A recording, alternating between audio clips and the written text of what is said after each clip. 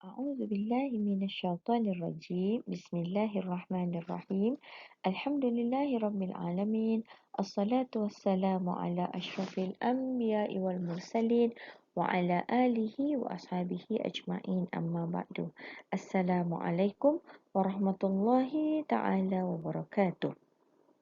Alhamdulillah, hari ini anak-anak bersama Ustazah iaitu Ustazah Siti Rahma binti Syahbudin ataupun gelaran Ustazah Usra bagi mempelajari subjek Pendidikan Islam tingkatan 4 bidang Al-Quran kefahaman di bawah tajuk larangan rasuah.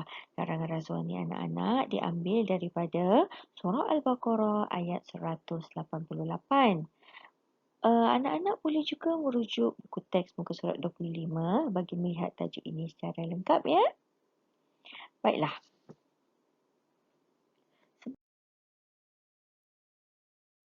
Sebelum kita membincangkan tajuk ini dengan lebih terperinci, anak-anak kenalah tahu terlebih dahulu apakah objektif pembelajaran yang perlu dicapai pada kali ini. Yang pertama sekali, di akhir pembelajaran diharapkan anak-anak dapat menyatakan terjemahan ayat 188 surah Al-Baqarah dengan jelas. Yang kedua, menyatakan larangan Allah berdasarkan ayat 188 surah Al-Baqarah dengan betul. Yang ketiga, menyatakan pengertian rasuah dengan betul.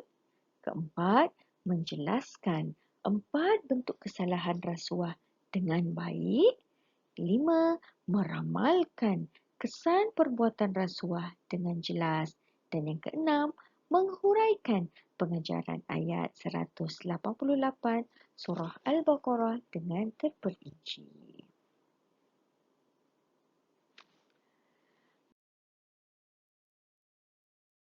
Baiklah. Bagi memulakan perbincangan tajuk kita pada hari ini, marilah kita sama-sama mendengarkan bacaan audio surah Al-Baqarah ayat 188 ini. Anak-anak juga dikehendaki untuk mengikuti bacaan audio ini kerana anak-anak perlu membaca ayat 188 surah Al-Baqarah ini dengan betul, lancar dan bertajwid. Mari kita dengarkan. A'udzu billahi minasy syaithanir rajim.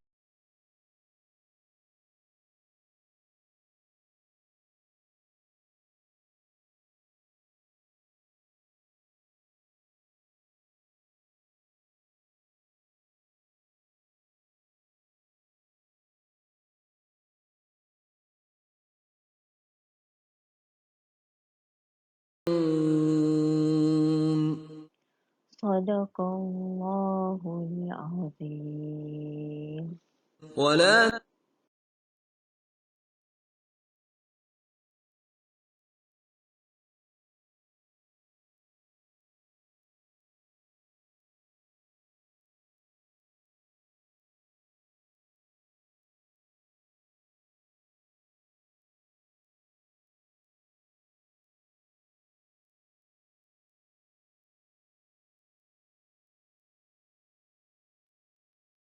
Maksud surah Al-Baqarah ayat 188.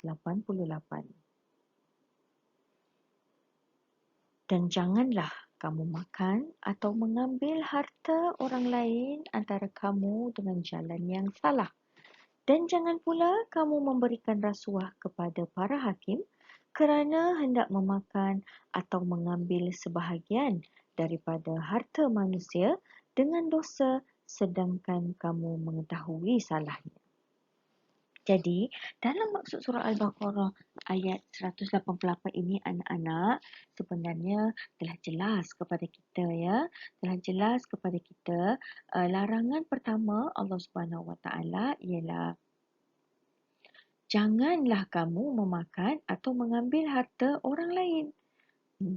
Tidak boleh kita mengambil harta orang lain. Makan kat sini maksudnya mengambil harta orang lain antara kamu dengan jalan yang salah. Jalan yang salah ni macam mana? Jalan salah ni nanti kita akan jelaskan dengan terperinci ya. Okey, larangan kedua dan jangan pula kamu memberikan rasuah kepada para hakim. Allah larang beri rasuah kepada para hakim. Kenapa disebutkan hakim di sini? Kerana hakim ni biasanya dia akan menjatuhkan hukuman kepada sesuatu kes kan, pada sesuatu kesalahan. Jadi kalau dia berikan rasuah maksudnya dia bersalah, tapi dia berikan rasuah kepada hakim supaya menyatakan dia tidak bersalah. Ini memang sangat-sangat dilarang ya. Dalam Islam Allah dah jelaskan tak boleh beri rasuah. Dan kerana beri rasuah ini ialah memakan atau mengambil sebahagian daripada harta manusia dengan dosa. Kalaulah hakim tadi diberikan rasuah untuk memberikan hukuman yang sesuai dengan kehendak orang yang memberi rasuah tadi, maka pasti akan berlaku penganiayaan di situ kan, akan berlaku ketidakadilan, akan berlaku kezaliman, dan juga harta yang diberikan itu menjadi harta yang tidak halal ya. Dosa lah kan, dia tak halal, dia dosa lah. Kemudian padahal sedangkan kamu mengetahui salahnya, dah tahu dah benda tu salah tapi buat juga, sepatutnya tak macam tu lah kan. Okey.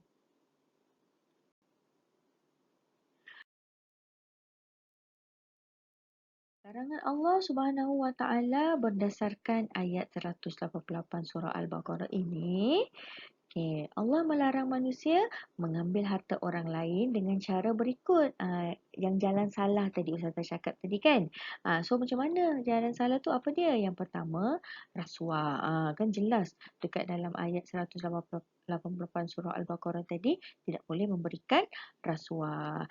Kemudian apa lagi jalan yang salah? Riba. Riba tu apa benda? Riba tu adalah pertambahan bayaran. Pertambahan bayaran. Contohnya, A berhutang dengan B RM100. B kena memulangkan duit yang dia hutang kepada A tu sebanyak RM120. RM20 tu riba. Tak boleh ya. Itu ambil harta orang lain dengan cara yang haram. Kemudian yang ketiga, judi. Judi ni pun ambil harta orang lain kan. Dia bertaruh. A dengan B bertaruh. Siapa menang, contoh main kad, siapa menang, A bertaruh RM100, B bertaruh RM100. Jadi misal kata A menang, so duit RM200 tu A yang ambil lah. Itu maksudnya contoh ambil harta orang lain dengan cara berjudi. Apa lagi? Mencuri. Mencuri ni tak perlulah Ustazah terangkan dengan lebih lanjut. Semua orang pun dah tahu kan, mencuri ni ambil harta orang lain secara sembunyi kan, di tempat dia. Mencuri ni anak-anak, dia tak semestinya kita tahu siapa yang punya barang tu. Kita tak tahu pun kita tak boleh ambil.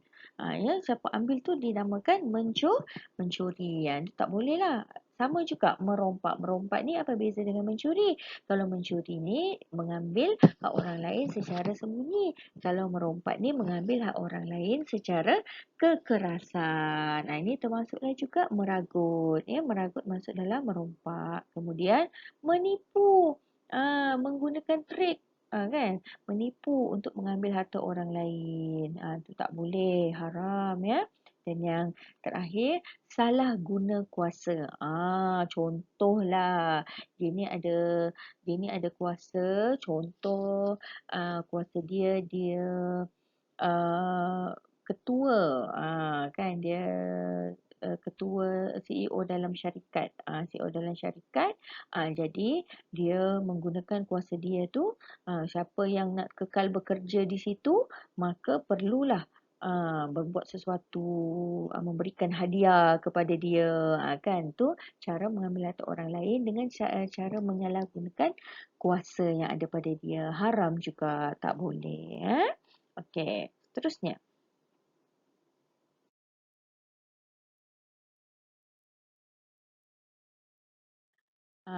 Kita pergi secara detail tentang rasuah ya, sebab dalam ayat ini rasuah tadi kan memang jelas Allah telah larang ya, Allah larang kita ni memberi rasuah ya. Jadi rasuah ni apa benda? Rasuah ni ialah sebarang pemberian atau suapan yang bertujuan memalsukan kebenaran dan membenarkan kepalsuan. Itu maksudnya. Sebarang pemberian, sebarang pemberian, hadiah ke, dikatakan benda tu, ini bukan rasuah, ini hadiah. Oh, sama je, sebarang pemberian. Atau suapan, apatah lagi kan. Memang dia bagi, ni duit. Bagi aku maklumat. Okay, kan. Ni duit. Bagi aku apa benda lah yang dia minta tu kan. Itu suapan. Bertujuan, tujuannya apa? Memalsukan kebenaran dan membenarkan kepalsuan. Macam mana tu Ustazah? Macam ni. Memasukkan kebenaran. Contohnya, memberi rasuah kepada seseorang agar menyimpan rahsia supaya kebenaran tidak dibongkar. Ya. Supaya orang tu tutup mulut. Jangan bagi tahu. Jangan bagi tahu bahawa dialah yang telah membuat kesalahan tertentu tu kan. So dia beri rasuah supaya orang itu menyimpan rahsia. Kalau membenarkan kepalsuan ni macam mana pula?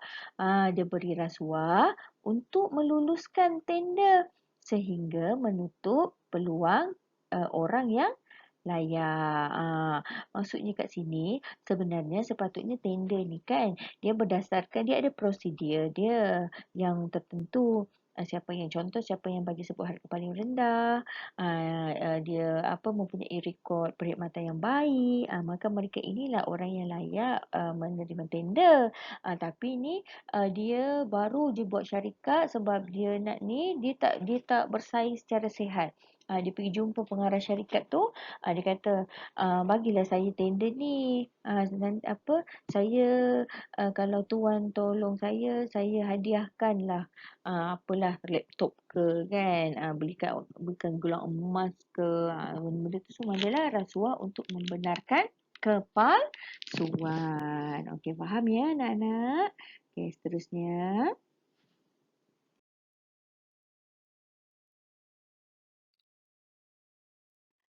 4 bentuk kesalahan rasuah.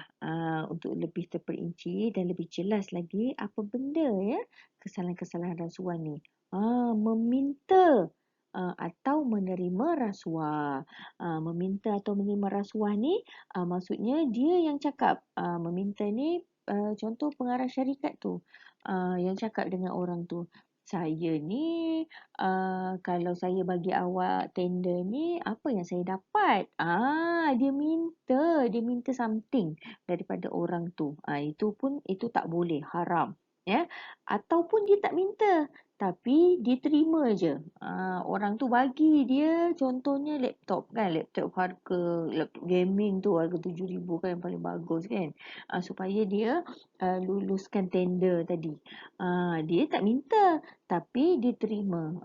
Pun sama juga. Salah. Tak boleh. Itu masuk juga kesalahan rasuah. Okey, yang kedua, menawarkan atau memberikan rasuah. Menawarkan ni orang A tadi, yang nombor satu orang A. Yang nombor dua ni orang B kan. Orang B ni yang nak minta tender dengan orang A tadi, dia offer. Dia offer. Tolonglah berikan saya projek ni. Saya kalau saya dapat projek ni nanti 10% masuklah dalam akaun tuan. Kan dia offer atau memberikan rasuah ni samalah. Ya. Memberikan maksud menawarkan ni dia baru cakap lah. Kalau memberikan ni dia tak payah tawar, dia terus bagi je. Ini adalah sedikit buah tangan daripada saya. Harap-harap tender tu milik saya lah ya. Dia cakap macam tu kan. Itu adalah rasuah juga. Kemudian yang ketiga, mengemukakan tuntutan palsu. Apa maksudnya ni? Dia tuntutan palsu tu maksudnya dia memberikan maklumat-maklumat yang salah. Contoh untuk tender tu dia diperlukan syarikat dia mempunyai modal dalam bank sebanyak 50,000 contoh kan. Sebenarnya duit dia dalam bank tak sampai pun 50,000, mungkin 10,000 je, 30,000 je. Tapi dia dia dia tipu bank statement ke kan, untuk menunjukkan konon-konon dia punya duit dalam bank tu 50,000.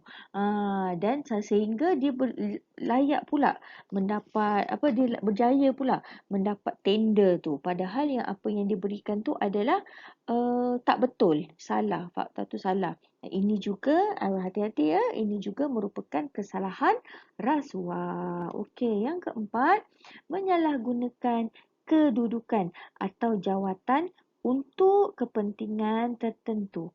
Menyalahgunakan kedudukan atau jawatan ni untuk kepentingan tertentu ni maksudnya adalah dia saya kenal dengan datuk ni.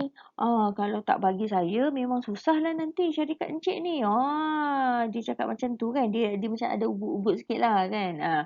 Sehingga dia dapat projek atau tender yang dia nak tu. Ini juga merupakan satu kesalahan rasuah. So siapa-siapa yang buat salah satu, salah dua, salah tiga atau salah empat ni, memang ini adalah kesalahan rasuah. Ya, okey.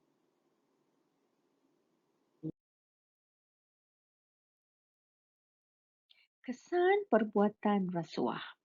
Yang pertama, Allah Subhanahu Wa Taala dan Rasulnya melaknat pemberi dan penerima rasuah. Ini memang confirm ya anak-anak.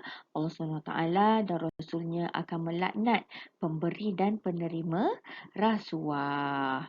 Kemudian, yang kedua, menjadikan individu hilang harga diri kerana perbuatan itu berdosa. Siapa yang buat rasuah ni, dia sebenarnya telah menghilangkan maruah diri dia. Ya, maruah diri kerana apa? Dia sanggup bagi rasuah untuk memperoleh sesuatu kan. Macam tak ada apa? Macam tak ada, dia tak yakin dengan dengan kemampuan diri sendiri. Kesan yang ketiga, melumpuhkan ekonomi negara akibat daripada kos pengurusan yang meningkat. Kalaulah anak-anak perbuatan rasuah ni berleluasa, maksudnya kalau ada apa-apa tu nak projek je kena bagi rasuah. Dia sebenarnya itu adalah apa, kos, contoh kan, nak buat satu projek ni perlu modal kan untuk jalankan, menjayakan satu projek. Tapi oleh sebab kena bagi rasuah lagi, jadinya kos dia tu lebih meningkat. Lebih meningkat, dan kalau dia lebih meningkat nanti untung yang dia dapat balik mestilah sedikit. Kalau dia sedikit tu nanti dia apa, gaji pekerja pun tak dapat bagi banyak kan. Tak dapat bagi bonus banyak. Ekonomi negara akan lumpuh lah lama-lama kalau perangai macam tu kan.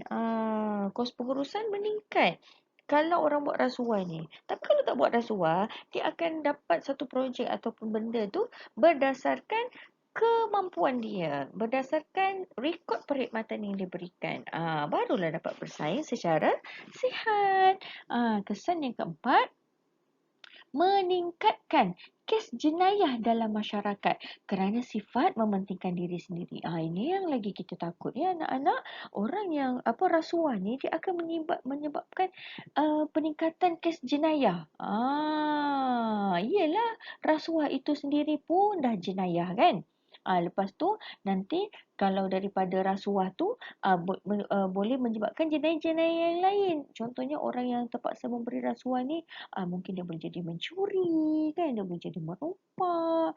Sebab apa, dia nak dapatkan duit untuk memberi rasuah. Macam tu ya. Jadi rasuah ni kalau kita tengok tak adalah kesan positif dia.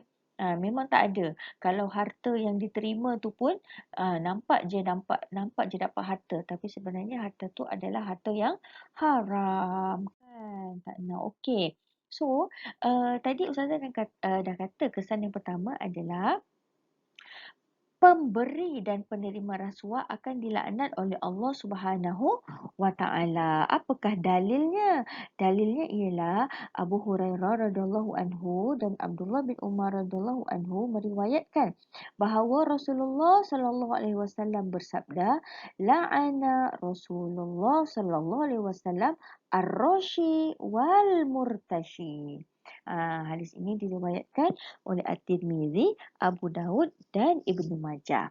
Maksudnya ialah Rasulullah sallallahu alaihi wasallam melaknat orang ar-roshi, orang yang memberi rasuah dan wal murtashi. Al-murtashi ni orang yang menerima rasuah. Jadi maksudnya siapa yang terlibat dengan rasuah ni, tak kisahlah dia yang beri ke, diterima ke, dia offer ke, dia tak offer ke, dia tak minta ke tapi dia dapat juga, dia terima. Jangan kata, bukan salah saya.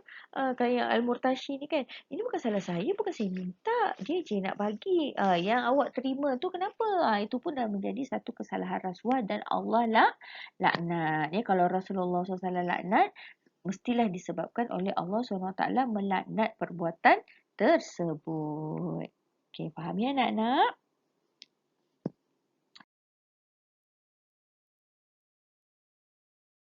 Okey, seterusnya pengajaran ayat. Okey, anak-anak, pengajaran ayat ni kita mestilah ya mulakan pengajaran kita dengan sebagai umat Islam kita hendaklah pengajaran ni adalah apa benda yang kita patut buat setelah kita mempelajari tajuk pada hari ini ya. Okey, yang pertama kita sebagai umat Islam kita hendaklah mencari rezeki yang halal. Pengajaran ayat ni anak dia mestilah ya diikuti dengan aksu. Dari kita dah bagi pengajaran kita ikuti dengan aksu ya. Contohnya agar kat sini ya, mencari rezeki yang halal agar tidak menyalahi syariat Islam. Okey, pengajaran yang kedua, sebagai umat Islam, kita hendaklah menjauhkan diri daripada memberikan rasuah. Kita tak jangan nak try. Itu maksudnya jangan. Kita kena jauh-jauh, jangan buat benda tu ya. Supaya apa? Supaya kita tidak menzalimi diri dan masyarakat. Kita kalau kita tutup peluang orang lain, rezeki orang lain kan, padahal itu bukan rezeki kita, berdosa. Berdosa dah lah buat rasuah dapat dosa, tutup rezeki orang dapat dosa. Tengok kan dosa berganda-ganda dosa kan. Tak nak. Jangan buat. Okey. Yang ketiga, kita hendaklah mengelakkan diri daripada melakukan sumpah palsu. Dia sanggup bersumpah padahal palsu demi supaya untuk apa? Mendapatkan kepentingan tertentu. Sumpah palsu ini juga merupakan uh, satu tindakan yang sama dengan rasuah. Salah. Kan? Dia sanggup bersumpah. Dia sanggup bersumpah dengan nama Allah bahawa dia tidak melakukan benda-benda padahal dia buat. Kan? Dia sanggup. Dia sanggup. Dekat mahkamah, dia sanggup tak menceritakan apa kisah yang sebenar supaya sebab dia nak menyelamatkan diri dia. Dia tak peduli tentang nak menegakkan keadilan dan kebenaran. Itu jangan buat, kan? Okey. Okey, ada sedikit latihan pengukuhan untuk tajuk kita pada hari ini, ya. So, soal arahannya, pilih betul atau salah. Pilih betul atau salah dan kaitkan dengan surah Al-Baqarah ayat 188 yang diajar, ya. Okey. Yang pertama, tiada keberkatan dalam hidup jika kita menggunakan harta yang haram. Betul atau salah? Apa jawapannya anak-anak? Betul ke salah? Dan tentulah jawapannya betul kan. Kalau orang guna harta yang haram, tidak ada keberkatan dalam hidup dia. Tidak ada kebaikan yang dia dapat. Ya. Harta haram itu hanya akan membawa dia kepada kebinasaan. Okey, soalan yang kedua, membayar sedikit wang kepada polis bagi mengelakkan disaman adalah dibenarkan dalam Islam. Kan sikit je, boleh tak? Boleh tak kita bagi? Sikit je, supaya kita tak disaman. Kita lah orang lain, kita tak bagi wang kat polis kan? Sebab kita tak langgar peraturan. Contoh dia langgar lampu merah kan? Langgar lampu merah, lepas tu kena tahan oleh polis. So dia bagi duit kat polis supaya tak saman dia. Padahal duit dia keluar juga, baik dia bayar saman kan? Siapa suruh buat salah? Jadi dah tentulah jawapannya salah, kan? Tidak dibenarkan dalam Islam. Rasuah ni anak-anak sikit ke, banyak ke, memang tidak dibenarkan. Okey. Yang ketiga, peningkatan kualiti dan integriti dapat dilaksanakan apabila rasuah berleluasa. Betul tak? Kualiti kerja, integriti, kejujuran, amanah dalam pekerjaan dapat dilaksanakan apabila rasuah berleluasa. Betul ke salah? Dan tentulah jawapannya salah. Tak bolehlah buat kan? Kalau orang rasuah ni dia apa? Dia yang penting siapa ada duit banyak dia yang menang. Dia tak peduli dah tentang kualiti. Tak peduli untuk kualiti. Integriti memang jauh sekali lah kan. Orang yang rasuah ni memang salah lah kenyataan ni ya. Okey. Statement yang keempat. Memperoleh harta secara batil ialah amalan rasuah. Betul ke salah? Betul. Ya, jadi semua benda yang memperoleh harta secara batil uh, dikira sebagai amalan rasuah. Okey. Seterusnya, latihan kebat. Encik Karim membayar sejumlah wang kepada pengarah sebuah syarikat bagi mendapatkan projek untuk kerja-kerja pembinaan di sebuah lebuh raya. Soalannya, apakah tindakan Encik Karim itu wajar? Huraikan pandangan anda. Okey, tengok ya anak-anak. Dia ada tanya kan tentang adakah tindakan Encik Karim itu wajar. Jadi kena jawab tahu soalan ni kalau nak jawab soalan kebat. Lepas tu dia nak anak-anak bagi pandangan. Pandangan tu bagi tahulah kalau wajar kenapa, kalau tak wajar kenapa. Macam tu. Itu latihan kebat ni dia kena bagi jawapan direct. Ya, okey.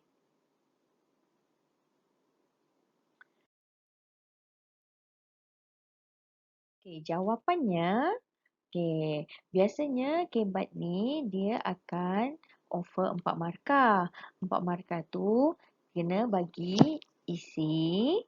Satu markah lagi untuk huraian, satu markah lagi untuk huraian lengkap dan satu markah lagi untuk kesimpulan. So, jawapan yang lengkap keempat-empat unsur ni adalah seperti berikut contohnya.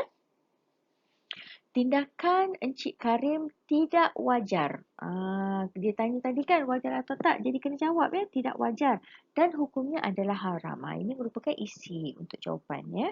Kerana melakukan perbuatan yang dilarang oleh Allah dalam melakukan sesuatu pekerjaan. Jadi nak buat huraian ni anak-anak kena letak salah satu daripada aksu tadi ya. Agar ke, kerana ke, supaya ke, untuk. So yang ini Ustazah pilih kerana. Ya, jadi betul. Kemudian kesannya rezeki yang diperoleh Encik Karim tidak halal kerana Encik Karim telah memberi rasuah bagi mendapatkan projek tersebut. Huraian lengkap ni boleh mulakan dengan penanda wacana sama KFC lah. Ustazah bagi tahu KFC. KFC tu K tu kesannya, F tu faktornya, C tu contohnya. Ini boleh digunakan sebagai penanda wacana huraian lengkap ya untuk memanjangkan lagi jawapan kebat. Kemudian unsur yang terakhir kesimpulan ya. Boleh letak kesimpulannya kita mestilah mencari harta kekayaan selaras dengan syariat Islam agar harta yang diperoleh diberkati Allah. Okey, ini contoh jawapan latihan kebat tadi.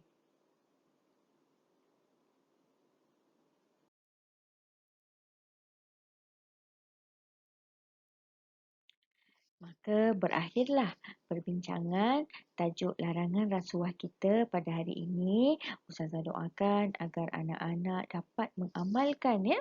Dapat mengamalkan tajuk kita pada hari ini dengan beradab dan istiqomah.